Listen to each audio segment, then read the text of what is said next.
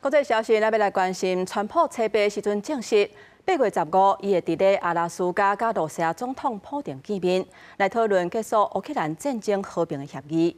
川普讲，目前是已经真瓦紧达成停火的共识，而且协议的内容可能甲交换领土有关系。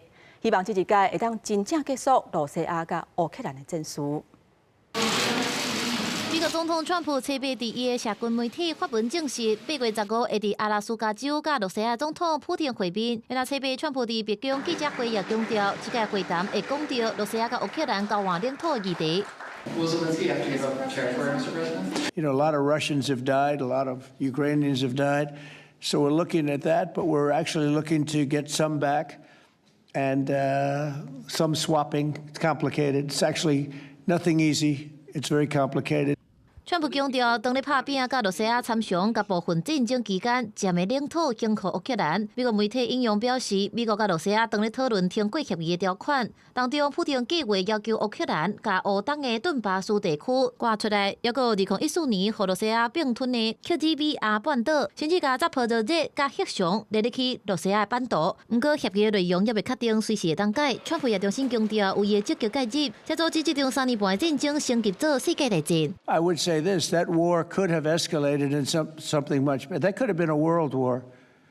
I think if we didn't come, Ukraine, Russia would have ended up being a world war. And I stopped that. That stopped. Now the only question is, when is it going to be settled?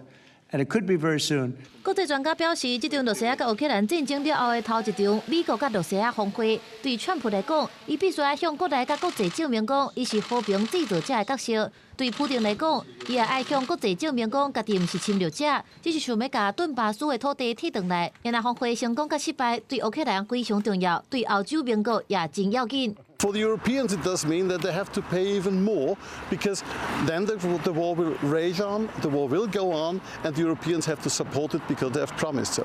伫美国甲罗西亚峰会开始之前，普丁车牌先甲中国国家主席习近平通话，讨论罗西亚甲乌克兰战争的问题。普丁强调会继续甲北京保持密切联络。原来习近平表示，北京欢喜看到美国甲罗西亚保持沟通、改善关系，并且推动乌克兰问题解决。公司新闻警员强编译。